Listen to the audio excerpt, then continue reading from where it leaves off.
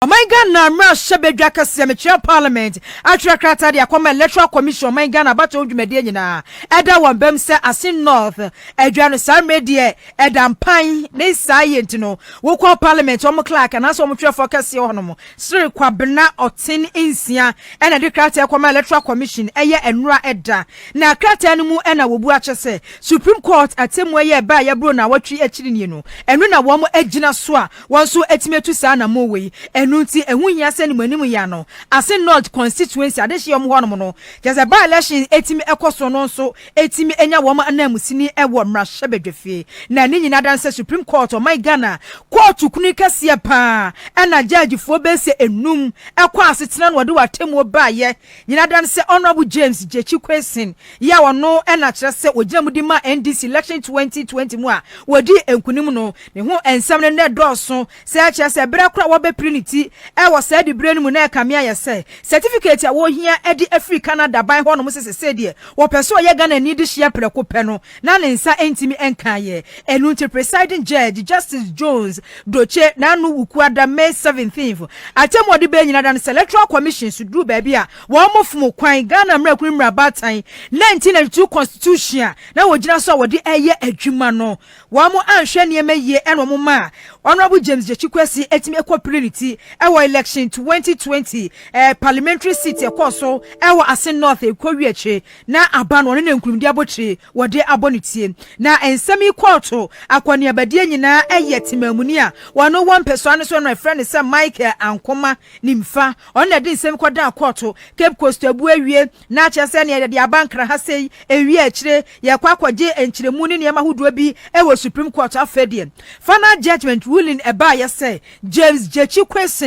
Ghana Parliament no one more records nyina yen delete ni din yen pepa ni din enfamfirimu na adwan speaker and declare say you vacant na se kwabasa the electoral commission chairperson e was say by election kese etimi ekoso e wo honom wo na e was sa ensemi hu e na central region chairman edema NDC Professor Richard esiedu dia to Ghana watch say NDC gina wona so aboa wo ho ya krado say seat ni dia ekwa bia so no one besa so age e wo by elections ni mu na sanse bi se hunu semfo a MPP fo anim guase etu omkokọ ye okumawu e gina chese police station center e fret yese crofo voters e chesi kama wo mu e che gede e che monum ni ade mo ni ntuma de wo so betimi ache na say Asin North constituency pa MPP for some de mo ye mema sanse hunu mani magu ase wo Ghana fo anim memo fo tanta no mo mra magina Asin North mba be chesika wo se ye no de wo mo no be chekirafo aso pa mo mahunu say wo mo ye mema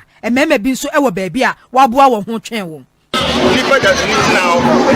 all this guy about your grandma was so you must go to which I bet and I stop and so go out go on come in for me challenge you my here to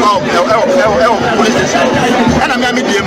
I see to say and there I see me when I me walk and the want to people must be agraba and over Benny the boy yan was out yeah me my yeah dem bra pan so na mo Ghana mra no etia say ubeti chesika no be atuaba etia the law calls and that we are going to use the law what does be chesika you be this benefit and the kwama say be because you are supposed to say money it is not allowed in our so we are going to make sure that we are going to put it to the wall so start sound it today na me when you would there and the bill and say let's hear to me because you don't allow it we have to win this seat because it is ours the people of this constituency deserve better one penny papi a Obama go bra come away ya na okoye ye go bia onu hucha obobra ami okona nim ya bibia basabasa abusuafo ne ayati yeyi eye fefe mantem NDC amanyoko no one original chairman Professor Richard Esiedu ya kwa homa ne so na ye ne Asin North NDC constituency chairman Felix Benefo akwatwetwe nkomo na ya bisasa samre yi a parliament edikrata akoma electoral commission said Honorable James Jechikwesi woma Supreme Court ruling so a clearly di e the free parliament records so enunti possibility say by elections e be ba so won mo na nche no we say e waninim pa na hoboa etesei owura Benefo anwuma ma adwom akwa ba de bakra kase bo eso ya mejo so na nama opani dia beto adwani parliament decrata akoma electoral commission NDC e won peso ano so ma ho oden ene ma hoboa etesei Yo, Nanama, Meda was the mecha with T4. Na, some crack on my NDC far, war Ghana, and they said, ye hear what they say, on my bomb fire, at the attire witness. And Unquani here. Na so much me as I had no Maya, about on your Muntumuna. You are crazy, and echo, that one. Your mother, Momo, by ya wo kan say owura kwesi ya wo kan say ommo mpa ya manu krai ena ye say asan so afali criminal charges asade atentam no ho no no emmomu hu sa hwe yi a wanu abi asese no ye mani da so so ono na mbesa me na gina mu no charges fufuro ya ya de amanchire ni kon yi no eno so ba ko fa sem fufuro de aba Dana ma enko fa asembia fa me san say otu we wa so pe be ti criminal charges ya de bowa no ntire say ya de okwa akotu court ni be yehwehwe mu ehun say ya say odi for ansan e akotu na yeru akweti no ondi for e wa sem a yan ndc for sa na ye say jinim say sisi no modi sisi nti ono a na e de ne for se wokwa Asin North constituency a MPP entimi from sense wo mubo sa hade ye die mu aye stronghold NDC for so entimi from sense wo mubo wo hwe free 1996 ya ba 4 years no MPP adwa no wo ma fa be se emplenan so NDC so afa be se emprensa so 2016 ya na ye MPP net so na 2020 NDC ebaye hwe ba elections e koso ewo kumawu ewia ketekete ne yechesika na so kom di nipa afede ye yi akwan yesi Asin North crowd almost starting in last year emmomu hu se anhwe yi a adwa ne betimi afiri mu nsa dunia ba emboyi hu ba kra esa say akwan na wo ka se ye no sama ndi so no ye akwan ni bi akwan na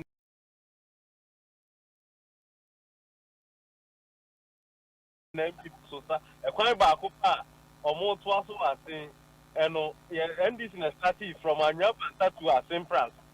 you do Asin Pras na ye bridge kama nanka ye hwese 2016 ye be wi ni ato aso akosi yamransa MPP for by omo dakika Asin fuki omo wi kwan no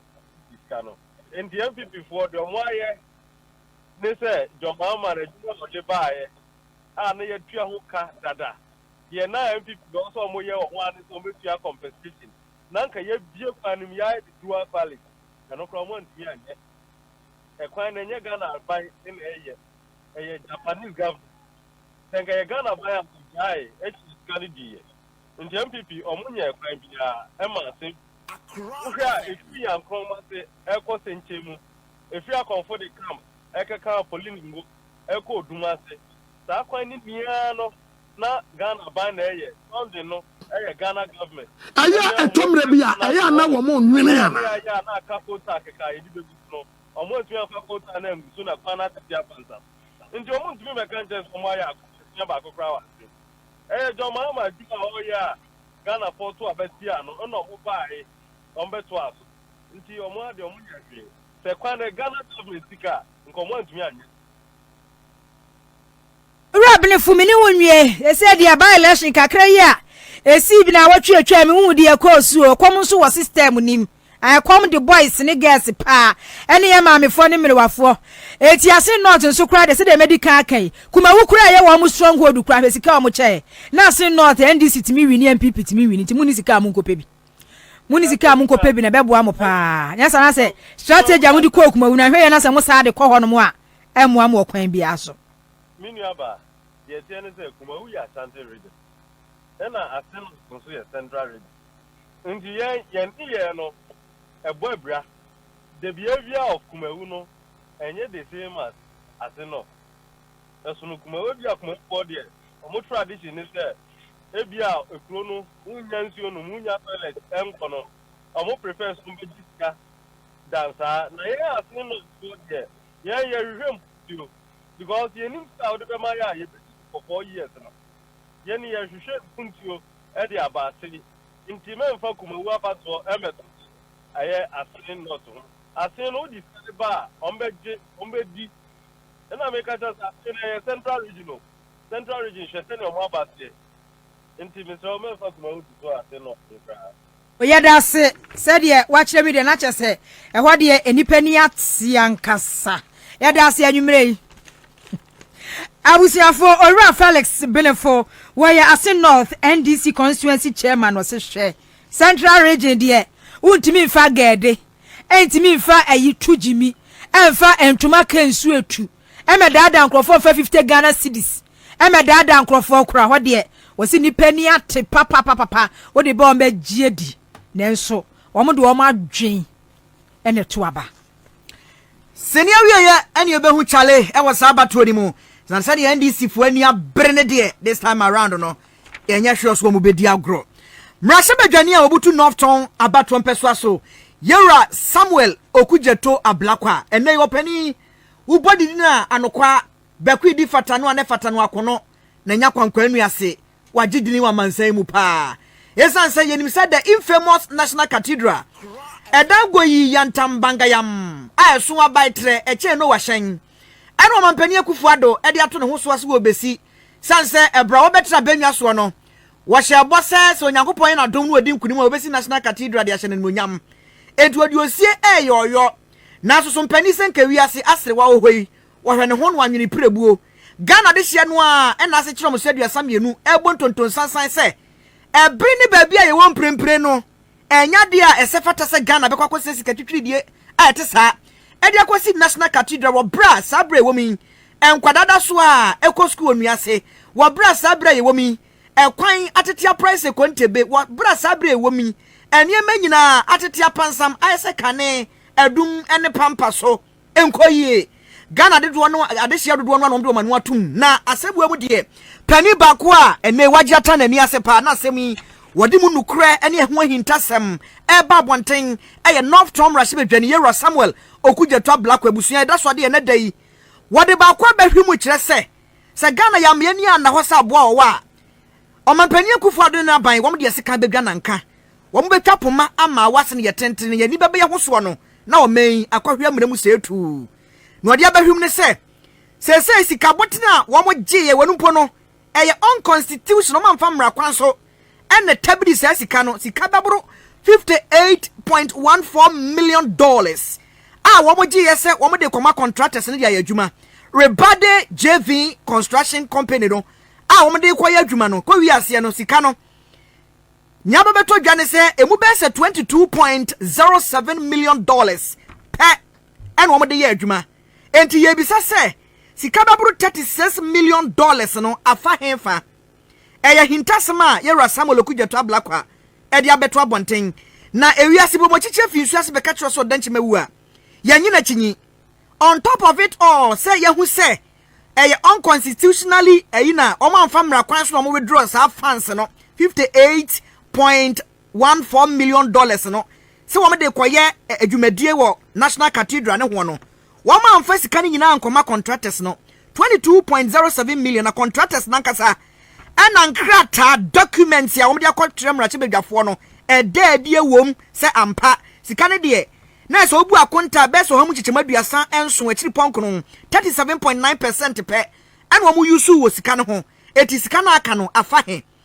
yankwa homa ne so sanse Yera Samuel Okudzeto ablakwa nei nipa bi mu kura ebo no sugye se wo no ya antikristo sans wonu na wo hwese National Cathedral na emaso na so no kura wode ba abontinti enipa bi anya kwan ka sansem ne kire no wasade hintasem foforo abeto abontin ewiase upeso ohu asem no kura ye code wan kasa onipa oti asem na kasa ase enchen eti yankwane ni kodi nkomo Yera Samuel Okudzeto ablakwa enwroti enkan mu adwo yade wase e wadaje wanyama ye ho yo keche mejoso medase so mo frame yada se pa Anymre eyetietiatia yanyina enim se National Cathedral ho hintasem emu nokra de se yanyawo a sebe kaboa bi ache Ghana fo awe na wo de ba kwa bahwim se no Rebade JV Construction Company no sika empo eye unconstitutionally withdrawn sa $58 million no sa contractors na ma yehunu se enya ni nyina mpo ena wo nsa kan a wo de ye adwuma no Bese $22.07 million pe enti nukura bi anko baabi na ne nyina echi no wo mo san demand $100 million so am dey go import to steel ya wura asem no mu nkomo pa ene sen yo me that every time I mention tie for nyina na member mo abaso ejuma pa moya awo Accra FM met to me a confirm is ya to me a secure documents contractors now almost see National Cathedral your friend almost Rebade GV Rebade no three companies means and almost are forming a joint venture so three companies no your friend almost Rizani di Eka Babisoti and Disimoni and see omona omo kabom se omo beboa President Kufuor ama wa achieving a personal pledge to God and the documents are omo dia brain wa parliament and media to you say contractors no omo ka se omo dia sika kese na omo te radio so the finance minister Kenneth Royata T4 Bekaya or appear before the vote of censure committee. The Bisana said withdrawals, unconstitutional withdrawals now why unconstitutional because Parliament approve it. Okay, Ghana your constitution Article 178 very clear said answer na obia de in Sabeka Ghana Sikano na SSL what secure parliamentary approval until we a president or vice president or Speaker of Parliament or MPO, the Minister of Finance, no matter who you are, want to make and spend the Ghana Sika without parliamentary approval. At the Cathedral Sika way intercepted documents send Ghanaian taxpayer funds yet the funded our project no. Na Parliament approve it. And the Yabisa Finance Minister said unconstitutional withdrawals no what's the total withdraw because me intercepted just about 3 warrants and at the time no now you name the full picture the total value thanks to that vote of censure committee no or respond here and or the information in a buy and to say you name say a buying a withdraw $58.1 million. Now, their contractors no air cancer say rebade JV. Almost say $22.07 million and kwa ena yadema omo. Enti sasi kana almost withdraw omo de kwa kusi cathedral no. Omo de $22.07 million ena omo nyai. Na omo assign their sources say na omo aban edi omoka enti omuchro several reminders say ejumano say aban anti omuka ombejai ombe suspended works it course about 4 months and February 2022 February last year and omujai ejumano omu suspended actual krata to all their staff workers say omunkofie because aban anti omuka it said all of these monies were all over the place about this project. Now, so they were being starved of funds. Now, as I say, you factor in this discussion, and it's the source of funds for this project now. Yenkai say taxpayer funds no, just one category. Now, you were a second category of donations into individuals. Mobile for Bekaya, sorry, individuals, Chief Imam Krako donatee, various corporate organizations, DMPC, MPA for BOSS, all of them want to contribute. Then there's a third category, the international fundraising or Moye. Into all of these categories, no. When you put it together, a clear say about Bruce $58.1 million. $58.1 million no dear. And no dear, a taxes in Kwao, the Kenneth Royata Parliament forcing say on undisclosed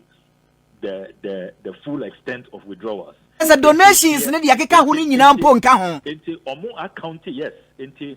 sir private donations, no, and buy. Yeah, omo ye wa America ho recently me expose omo. So sana omo create all kinds of schemes for ho omo Jessica or America ho and all kinds of false pretenses, fake addresses. Consultant now $1 $6 million. Only Nehemiah Group office be a call warehouse, ramshackle structure be. It's Sasi Kanina Omo County. Mino Kasa as a member of parliament, there is no MP who knows the total figure, how much Omu to me and declare Sika Dodo Omoaji from the private donations and Omo international fundraising. Because Omo registered National Cathedral our America, 3 states, Washington D.C., Illinois, and a third state, Pennsylvania. Omun to me and declare all those proceeds into their company. No, are very revealing, sir. And only all the experts, they will tell you, sir, this is strange because a back construction will see a dire. Contractors, no, they must get the large share. More than 80%, 90%. It's a banisena contractors, no. Omo kasi omo dia omunya 37.9%. And do 40%, and do half, and do 50%. Very, very strange. Very, very shocking. And see, sikani na, I mean, infana sikana ko. Ena enya se ebia omo bubu omo dino. Omo compensate omo. Omo nye compensation. Me no kasa say Malian ambassador or training compensation, Judicial Training Institute, Chief Justice or training compensation, Omuntuaye, Judges Bungalows, Omuntuaye, Comsys IT firm, and Waterstone Reality. Omunyana Ako Court, demanded for compensation, judgment debt, ever. Inti Infanasi Kanako, apart from David Ajaya, he was just feeding fat at our expense. Into this whole cathedral matter, no media a clear say and yes say you see a sorry edia glorify Nyankopon. It was just a scheme to fleece the state. Say Ghana Sikana and Krofubi Omopese. I mean the chronic as they say that's really what has happened. Indiana Mete say omo ye fresh demand say omo pay $100 million at the import steel. I mean $100 million. I bet to me it's a steel factory. Steel factory no. At the Juma Beba. Ye mebuno say unemployment rate Ghana Physical Service almost say it's at an all-time high, above 16%. $100 million no. You bet to me at the steel factory no waha. And so say you import it. That is even if we should be spending $100 million on steel doing that. Ghana, there were existing steel companies. Bebre, B5, who come a constituency. I see them or more manufacture steel. Abanesena or Marco enter into some contractual arrangement. Say, as I say, you talk every amanoni $100 million. Meanwhile, the new Casas say Ghana, you declare say we are bankrupt. Ekana, you did all these Paris club, China, India, you see them to mean to ya because second niho. School feeding caterers, you the omoka, you to mean to ya omo. Secondary school suppliers, omo declare strike. Abansi second niho. Free SHS is under review. Yentumintia road contractors, almost more court. It's shocking. Say, a country what declares you are broke, Marco IMF for bailout. And at this time, National Cathedral for say, despite say more broke, no. Montam $100 million and from honorable, just say me who could agree me now. I say me a taxpayer. Ghana ni na otifie tie kase no so ye taxpayer. Na sa wo bon komo no se chirechire mu a ya na Ghana ni ho adwiri no asam na emmobɔ pa na ne nyina mu no ye bede wase enkyerɛkyerɛmu a wode aba ene no very very shocking pa ne wanwane se sika no say contractors no de omonsa kan no kura no endru just 50% of the money nimpo na so when omonsa ko demand another money so omo person de ko import steel wo bra wa me yahu say steel company kura de bi wo Ghana ha na se sika die na honorable ye bede wase ye do besi kwasofo ani di ensem si ati se na honorable ya no mo fra anti-Christo ya na ha wo oh there be a hamekra because menim say me ye Christo ituma ti say sena Jesus Christ or who say omo defile the temple of Aba edikwa omo and oka say look the house of God must be a house of prayer not a den of thieves enti menim say Jesus Christ anka wo Ghana ejuma me ye no and no no be ono dey kra be ye wild obet tam Aba edi agwa nkrofo pa omo defile the name of God. No correct. Honorable Ponao ye SU Vice President and maybe yeah. And I'm a Christian. I'm not bothered. Meaning say at the end of the day, no creno. Because in some meaning I to you so far no. I had no crena and Bibia ye bekano ye was supporting documents. Intiana me was shraj. Say there is a shraj petition. My filing motion so Parliament say yenye full scale parliamentary probe. In some ye kano. We have confidence. Ye wajide wom yenim say ye na ye kanokre. Entia na yensro obia yensro any institution, any probe. We are even inviting the probe. Say let's have a full scale parliamentary probe publicly. Na ba Accra FM, about TV Suma obia and follow proceedings no. Now let's get to the bottom because the guy ya say project way about cost not less than $1 billion. $1 billion. Yes. Because if you add the compensation, Omunyana Omwako Court, Mali Ambassador, COMSIS, Waterstone Realty, Scholarship Secretariat, Judicial Training Institute, Judges Bungalows, Passport Office Headquarters, all of these institutions, by the time you bet your mom compensation, in addition to the $450 million, sir, $450 million, no crown, that's not the total sum. What kind of contract now? It's such a bad contract, meaning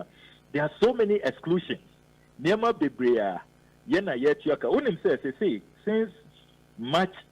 last year, Ejuma and Kosovo Hono contract now, almost signing with Rebade, no, Yetuaka for all the timer, no work is going on. The period of suspension, no, Ghana is paying for it. Internet America said, look, as I said, abrogated contract way. Let's cut our losses and let's save money. Everybody all cano entiasie wom papa. Ye bada wase sabre mu. Kwasofo ani di nsem na chima yen. Ye beba unche bio mebrese mu. Yo, meso me da se. Yera Samuel Okudzeto ablakwa. Ensem we senya ha na abetena akwotene we. Ro ni nyina no, aha na abetem beba o. E de asem beba what is was it over $1 billion and ye best spend. Yakwa IMF kwaje $3 billion. Yeah, the $1 billion ekosi National Cathedral. On my way, are we serious? Kufuado ene na bansa ye bia janya ye bia to so ni nyina da ene se wo so kopiemu e wo Western region to ye mantem wo no mu a o my Ghana petroleum product yi fangu ye tuni pimpim ye tundo so pomu ya export akokoton enti Jubilee Holdings Limited ye chefa ewomuo no abane hwese obema Ghana National Petroleum Corporation GNPC wo mo ensatimi aka na ni nyina da ne se Energy Minister Dr. Matthew Opoku Prempe ene dia hintasem bia betudwa ya wo say chairman wano ena kire say wada GNPC board ano no Freddie Blade ya kame say de Jubilee Holdings Limited one no akwaya ne property akwaya ne dwapade ya ne ya wo pen wono eye say wo ye board chairman na say wo da company bia no a wonye managing director wonye chief executive officer enu di transactions bia bekoso letters bia e betwere bia no MD no anase CEO no wono na wose ne nsa hyase na so transactions awudo bi akoso ewo Jubilee Holdings Limited mu a yete san krata ne signatures ni nyina da no eye Freddie Blame ne nsa ene hyase ne munchire mu nyina da ene se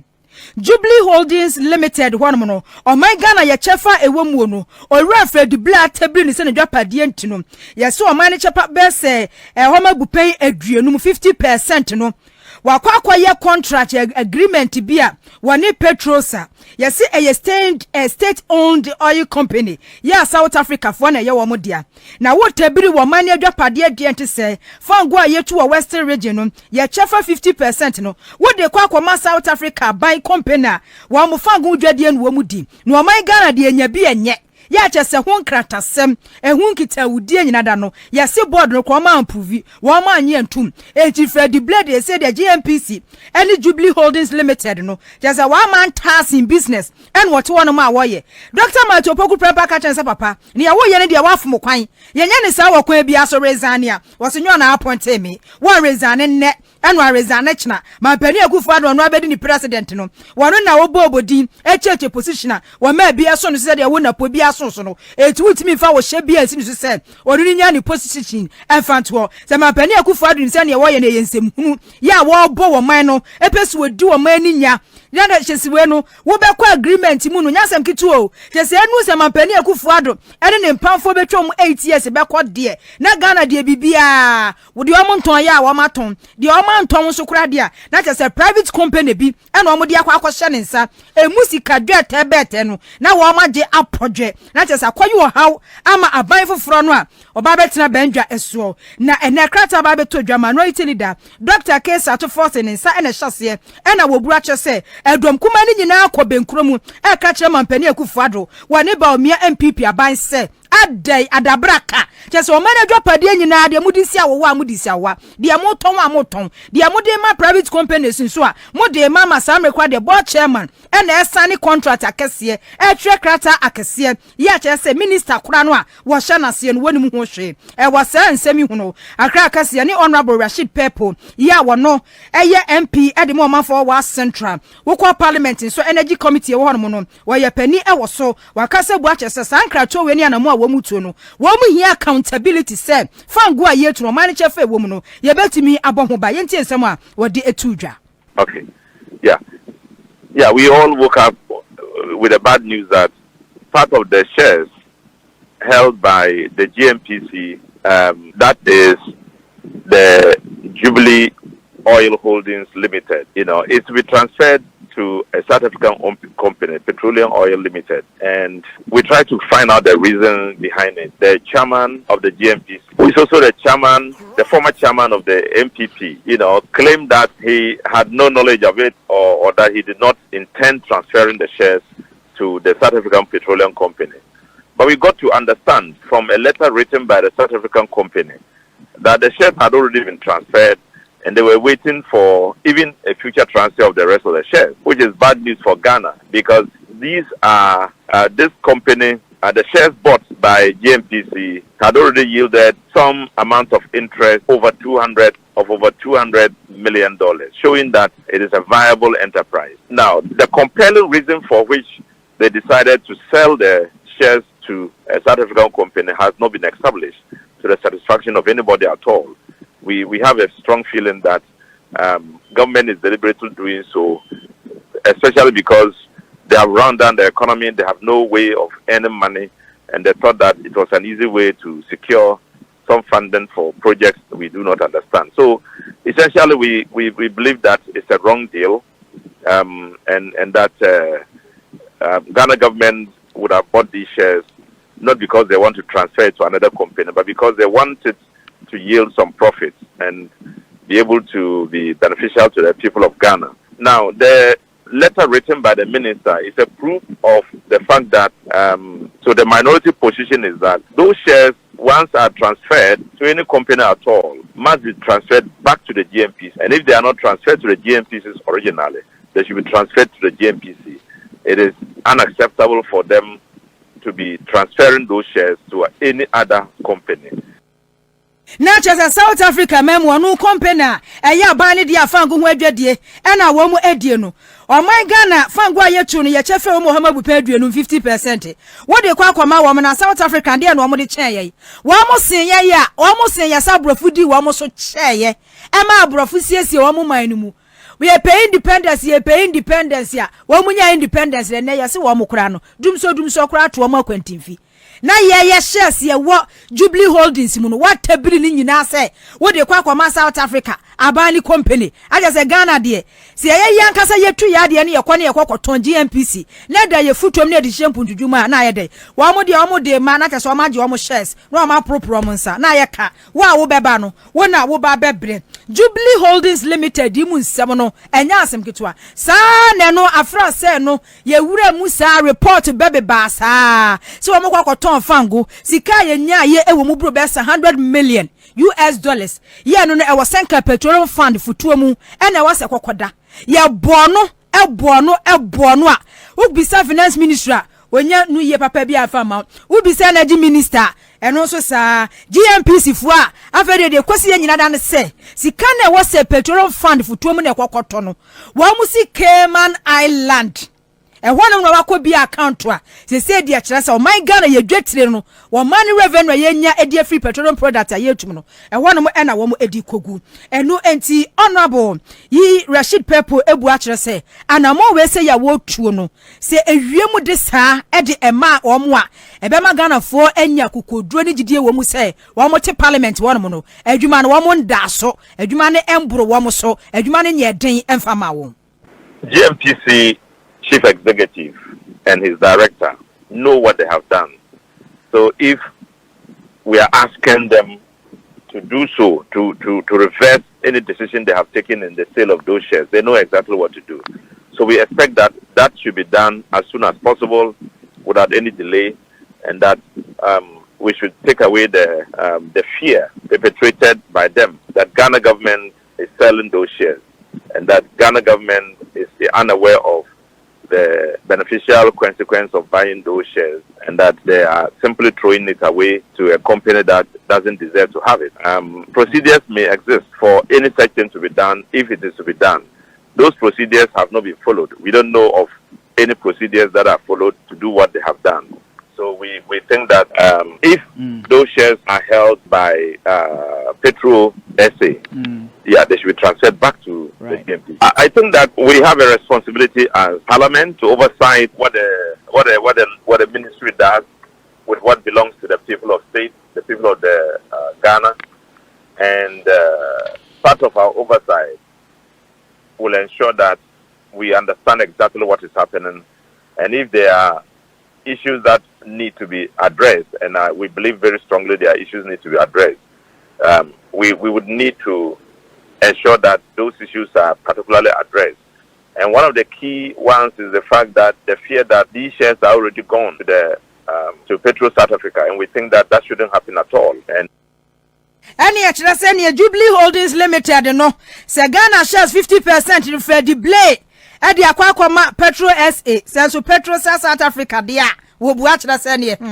ebe yile sebenta ekwan ya wo fa so a wo de kwama awo mo no sa kwan kro na wo fa so a wo be fa so wo be kwa akogide ama ye sanse Freddy Blay eni 2 million hodi bia wo no be kwa akosane sa agreement no akoya sa transactions no we say eye honorable Rashid Pepo wa central emrahye bedwani parliament energy committees no oye pani e wo so na say ya Ghana ntia sempa kopiam wo adum asantemantamu Kumasi Metropolis a Bridge kase ebo adumfo nyina emo bia nim yen ebo nyanya ne sanse wiase funtum wo sabatatwene nti sa semu etretre ka Ghana de hye nyina mo bia ebo pata bribri ni nyina ne se wo police ni bia wo ya inspector ayefra no ametwumasi beto dwa se ne girlfriend nkanchema ne mpena ni podom padam le lolo ni giski ayefra no Victoria Dapa ne yefra no Maadwoa oh ne ho fe very beautiful girl, elegant. Oh, abayo no be bi kama kra. En monyam ni achinyam nyina da. A wo bia wo hu abayo mfu ani wo social media say